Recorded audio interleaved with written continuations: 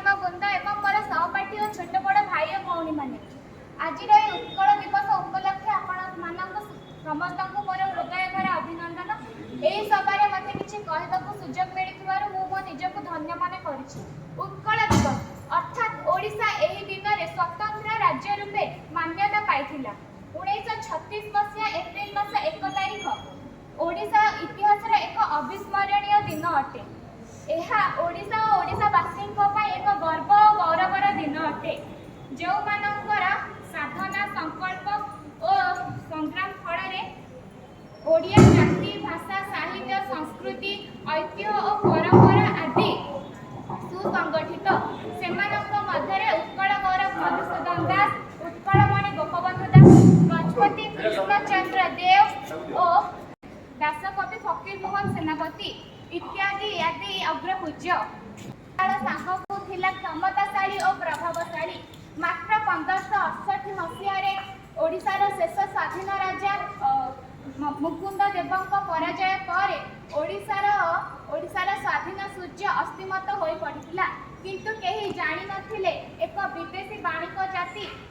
विदेशी बणिक जाति सारा भारत में काया विस्तार करी ओडिशा को तलेतलांत कर पकाइब। ओडिशावासी दीर्घ 290 वर्ष धरी पराधीनतार बेड़ी में आबद्ध हो रही ओडिशार विच्छिन्न अंचल को एकत्र कर अखंड ओडिशा गठन करिवार मुख्य पुरोधा थिले मधुबाबू। तांकर सेही स्वप्न को साकार करबा पई 1882 मसीह रे प्रतिष्ठा करिथिले उत्कल सभा और 1903 मसीह रे उत्कल सम्मेलनी। शेषरे ओडिशार बरपुत्र मानक आप्राण उद्यम रे 1936 एप्रिल 1 तारिख रे मात्र 6टी जिल्ला को नै स्वतंत्र ओडिशा गठन करा जायथिला। एतकी कहे मो वक्तव्य शेष करिछि। धन्यवाद। मत आज किसी कहवाक सुजोग मिलू मु निजक धन्य मान करुँची। आज एप्रिल 1 उत्कल दिवस।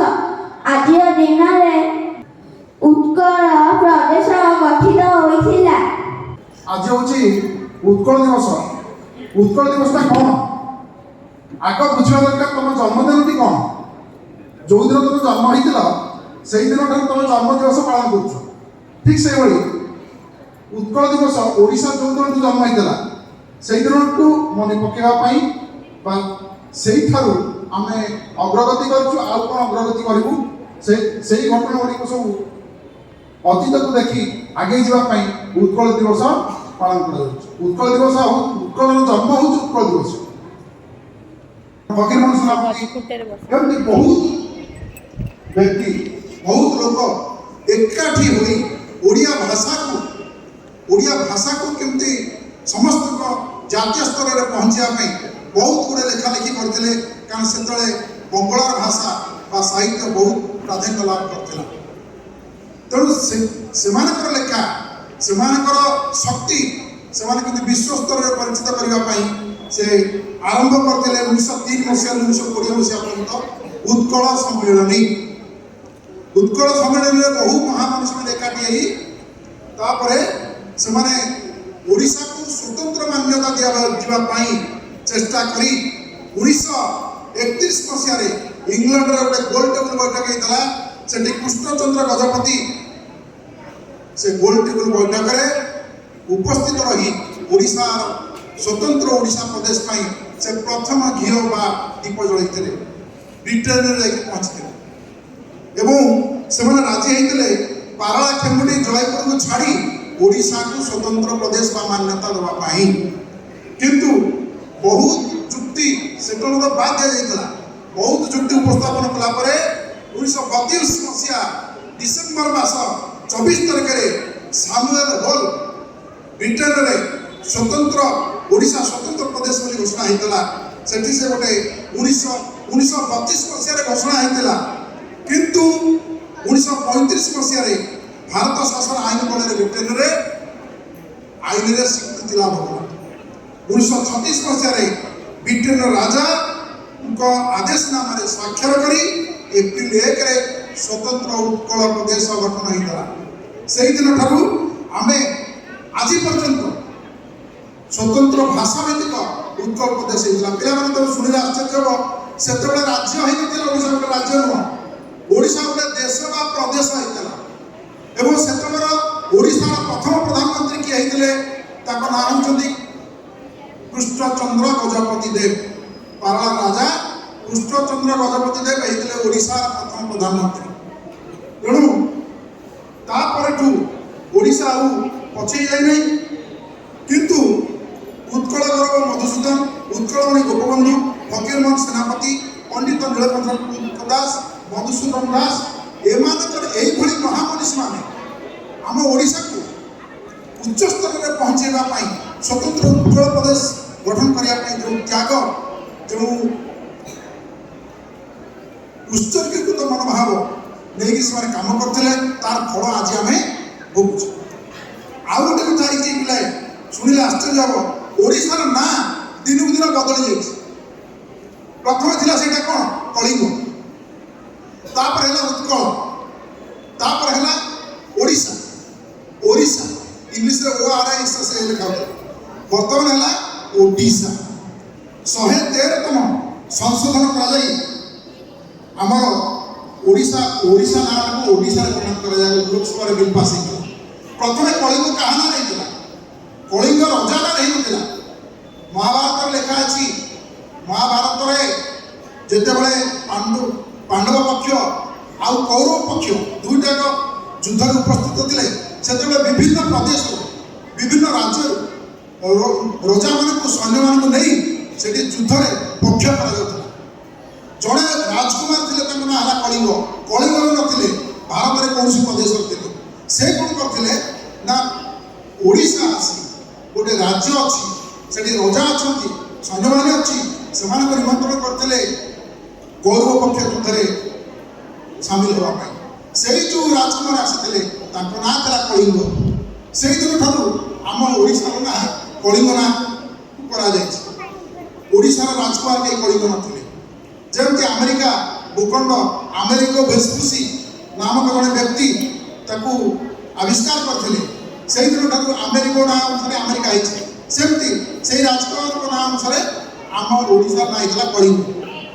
ଆଉ ଉତ୍କୃଷ୍ଟ କଳାର ଦେଶ ବୋଲି ଜ୍ଞାନ ହେଉଛି ତାପରେ ପରବର୍ତ୍ତୀ ଉତ୍କଳ ବୋଲି ଦିଆଗଲା କାରଣ ଓଡ଼ିଶାର ନୃତ୍ୟ ଓଡ଼ିଶାର ସ୍ଥାପତ୍ୟ ଓଡ଼ିଶାର କଳା ଓଡ଼ିଶାର ଭାସ୍କର୍ଯ୍ୟ ଓଡ଼ିଶାର ସାହିତ୍ୟ ଏତେ ମାର୍ଜିତ ପରବର୍ତ୍ତୀ ପିଢ଼ିକି ଅନୁପ୍ରାଣିତ କରିବା ପାଇଁ ଆମର ପୂର୍ବଜମାନେ ଯାହା ଦେଇଛନ୍ତି ତାକୁ ପଢ଼ିଲେ ବଡ଼ ହେଲେ ତମେ ପଢ଼ିଲେ ଜାଣିପାରିବ କେତେ ପବିତ୍ର କେତେ ଉତ୍ସର୍ଗୀକୃତ ସାହିତ୍ୟ ଥିଲା। ତେଣୁ ସେଇଦିନ ଠାରୁ ଆମେ ତାକୁ କହୁଛୁ ଉତ୍କଳ। ତାପରେ ଓଡ଼ିଶାର ଲୋକମାନେ ଦୁର୍ଦ୍ଦଶ ଥିଲେ ଯୋଦ୍ଧା ଥିଲେ ପାଇକ ବୀର ଥିଲେ ଏବଂ ସ୍ୱାଧୀନତା ସଂଗ୍ରାମରେ ଚାଷ ଦେଇଥିଲେ। ତେଣୁ ତା ନାଁ ହେଲା ଉଗ୍ର ଦେଶ ବୋଲି ଉଗ୍ର ଥିଲେ ବୋଲି ତା ନାଁ ହେଲା ଓଡ଼ିଶା। ତେଣୁ ଓଡ଼ିଶା ଆମର କାଳକ୍ରମେ ଏଇଭଳି ଭାବରେ ଚଳି ଆସୁଛି। ତେଣୁ ଆମକୁ ବୁଝିବାକୁ ହେବ ଆମ ଜନ୍ମ ଓଡ଼ିଶାର ଜନ୍ମଦିନ ମିନ୍ସ ଉତ୍କଳ ଦିବସ ଭାବେ ଆମେ ଏଠିକୁ ପାଳନ କରୁଛୁ। ମୁଁ ବ୍ୟକ୍ତିଗତ ଭାବେ ପ୍ରଧାନ ଶିକ୍ଷକଙ୍କୁ ଧନ୍ୟବାଦ ଦେଉଛି। ସମସ୍ତଙ୍କୁ ଧନ୍ୟବାଦ ଦେଇ ମୋର ବକ୍ତବ୍ୟ ଶେଷ କରୁଛି। ଧନ୍ୟବାଦ ପ୍ରିୟ ସହକର୍ମୀ ସ୍ନେହର ଛାତ୍ରଛାତ୍ରୀ ଏବଂ ଅତି ପ୍ରିୟ ଅଭିଭାବକ ଓ ଅଭିଭାବିକା ଯାହା ହଉ ଆଜି ଗୋଟିଏ ସୌଭାଗ୍ୟର ଦିନ ଯିଏକି ଉତ୍କଳ ଦିବସ ଦିନ ଆମେ ଅଭିଭାବକ ଅଭିଭାବିକାମାନଙ୍କୁ ପାଇଛୁ ଏବଂ ସେମାନେ ବହୁ ସଂଖ୍ୟାରେ ଆସିଛନ୍ତି। ସେଥିପାଇଁ ସେମାନଙ୍କୁ ପ୍ରଥମେ ମୋ ତରଫରୁ ଏବଂ ବିଦ୍ୟା ତରଫରୁ ବହୁତ ବହୁତ ଧନ୍ୟବାଦ। ଏହି ଉତ୍କଳ ଦିବସ ସମ୍ପର୍କରେ ରାଜାବଲ୍ଲଭ ସାର୍ ଜାନକୀ ସାର୍ ପୁଙ୍ଖାନୁପୁଙ୍ଖ ଭାବରେ କହିଗଲେ ମୁଁ ଆଉ ବେଶୀ ସମୟ ନଷ୍ଟ କରୁନାହିଁ। ତମେମାନେ ଜାଣିଲ ଯେ ଇଂରେଜମାନେ ଆକ୍ରମଣ କରିବା ପୂର୍ବରୁ ଓଡ଼ିଶା ମରହଟ୍ଟାଙ୍କର ଅଧୀନସ୍ଥ ହୋଇଥିଲା। କ୍ରମେ କ୍ରମେ 1903 ମସିହାରେ ଯେଉଁ ମହାନ ବ୍ୟକ୍ତିଙ୍କର ଫଟୋ ତମ ପାଖରେ ରହିଛି ଉତ୍କଳ ଗୌରବ ମଧୁସୂଦନ ଦାସ ଏବଂ ତାରଳା ମହାରାଜ କୃଷ୍ଣଚନ୍ଦ୍ର ଗଜପତି ନାରାୟଣ ଦେବ ତାଙ୍କର ତତ୍ତ୍ୱାବଧାନରେ ଆମେ ଆଜି ଏଠି ବସିପାରୁଛୁ। ଏ 1936 ମସିହା ଆଜି ଏ ଦିନରେ ଆମେ ଆମ ଓଡ଼ିଶା ବା ଉତ୍କଳକୁ ପାଇଛୁ।